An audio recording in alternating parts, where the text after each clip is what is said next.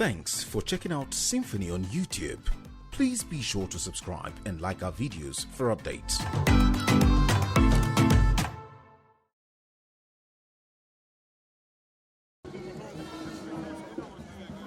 The last few weeks have seen the Wike administration and Rivers State flag off and commission key projects in the areas of health, road infrastructure, education, and agriculture. Friday saw the state government shifting focus again to the education sector with the commission of two school projects. They are Community Secondary School Etio in Eleme local government area and the Community Secondary School Obiakbu Ndoki in Oyigbo local government area. Before their turnaround, the schools were in a very deplorable state. Governor Nyresom Wike says the completion of the projects is a clear demonstration of his administration's determination to develop every sector and all parts of the state. Utilize it very well and make sure that this school is being protected.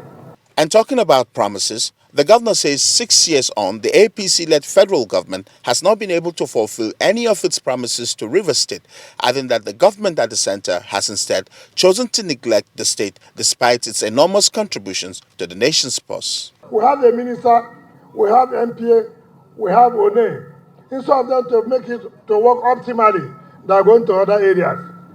If ONE port work optimally, will it not employ our children? Will it not employ our children very well? If MPA is working, will it not employ us very well? Every time, promises, promises, promises, galore. We are tired of these promises. Governor Wike also drew the attention of the Minister of the Niger Delta, Godswill Akpabio, to the poor state of the Eleme axis of the East-West Road. My brother Akpabio, come and see the East-West Road in Eleme and see whether that is a part of the good deal you have given to the people of Niger Delta.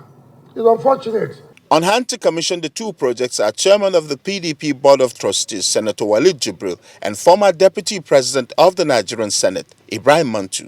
Senator Mantu, who once admitted to having reservations about Governor Wike, says his doubts have since turned into respect and admiration. And the effects of this uncommon and unparalleled performance have forced me to be repentant. And today I am full of admiration, appreciation, and commendation for Governor Wike's